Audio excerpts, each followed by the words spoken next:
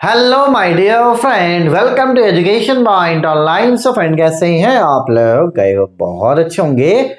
मेरे प्यारे बच्चों, आज हम लोग बात करने वाले हैं analysis and design of algorithm के मोस्ट इंपॉर्टेंट टॉपिक्स के बारे में, जो बेसिकली क्या है बेटा, आपको फोर्थ सेमेस्टर में पढ़ना था। अब आप बोलोगे सर, ये फोर्थ सेमेस्टर का वीडियो क्यों बना रहे हो? हमारा तो फिफ्थ सेमेस्टर चल रहा है ना। हमारा तो फिफ्थ चल रहा है, आप फोर्थ का इंपॉर्टेंट क्यों बना रहे हो? देखो बेटा, फिफ्थ में बस एक ही ऐसा सब्जेक्ट है, थ्योरी ऑफ कंप्यूटेशन, जो आपको फंसा सकता है। उसके लिए ऑलरेडी मैंने 2 वीडियो बना दिए हैं बेटा, तो लिंक मैं आपको डिस्क्रिप्शन पे दे दूंगा। बाकी फिफ्थ सेमेस्टर में आप किसी भी ब्रांच में क्यों ना, कोई ऐसा सब्जेक्ट नहीं है जो आपको फंसा सके।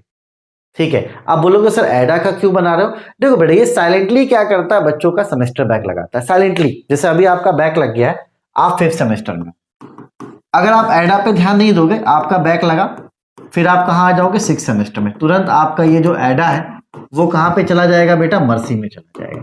और जैसे ही मर्सी में जाता है ना, तो भाई साहब एडा फंसा लेता है ना। देखो M2 का तो बहुत हल्ला है कि अरे यार सेम हो जाता है, उसकी वजह से ऐसा वैसा, लेकिन उसके बाद एडा का नंबर आता है, जिसको बच्चे लापरवाही करते हैं और सेमेस्टर बैक में चले जाते हैं। तो अगर आपका बैक है तो मैं भैया रिक्वेस्ट करूंगा कि थोड़ा सा मेहनत करके एडा आप निकाल लेना, क्योंकि अगर आपने नहीं निकाला तो अगली बार आपका ये मानकर चलो कि मर्सी हो जाएगा। फिफ्थ सेम का अगर एक आध पेपर बैक भी लगता है तो कोई दिक्कत नहीं, लेकिन एडा निकालना कंपलसरी है, क्योंकि नहीं निकालोगे तुरंत ये मर्सी में चला जाएगा।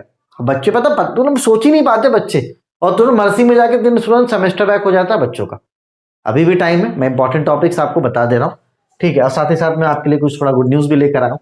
देखो, यूनिट 1 में इतने टॉपिक्स आपको पढ़ने हैं, इन दोनों में से तो एक सवाल कंफर्म है, और इन तीनों में से एक या तो 2 सवाल कंफर्म, ठीक है।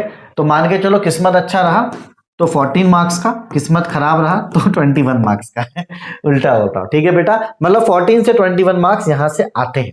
अभी ऑलरेडी मैं इसको शूट कर रहा हूं, तो आज मैंने क्विक शॉट को कंप्लीट कर लिया है, सॉरी आज मैंने मर्ज शॉट को कंप्लीट करा है। तो ये सारे टॉपिक्स मैंने अभी क्या किया, अपने कोर्स में फ्री कर दिया है ना। अभी मैं आपको ये जो स्टाइरेंस मैट्रिक्स है ये भी पढ़ाऊंगा, तो ये आपको पूरा फ्री मिल जाएगा मेरे कोर्स पे, आपको कोई पेमेंट नहीं करना।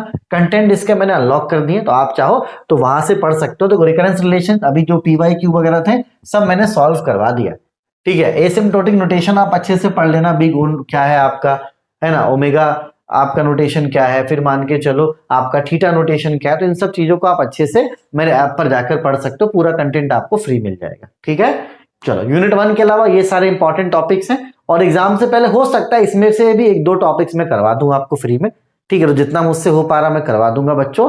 साथ ही साथ जो आपका PYQ है ना, जो आपका थ्योरी पूछा गया था PYQ में, उसको आप कर लेना। तो जितने टॉपिक्स हो पाएंगे, इसमें ज्यादा प्रॉमिस तो नहीं करूंगा, यूनिट 1 पूरा मैं कर रहा हूँ। यूनिट 2 के मैं कम से कम 1-2-3 टॉपिक्स तो करवा ही दूंगा, जितना मुझसे हो पाएगा मैक्सिमम, ठीक है। और उसके अलावा जो टॉपिक छूटेंगे उनको आपको अच्छे से प्रिपेयर कर लेना है। और भाई अगर आपका एडा बैक है तो प्लीज इस बार निकाल लो, क्योंकि मर्सी में फिर दिक्कत हो जाएगा, ठीक है। चलो, तब तक अपने और अपनों का आप खूब ख्याल रखिए बेटा।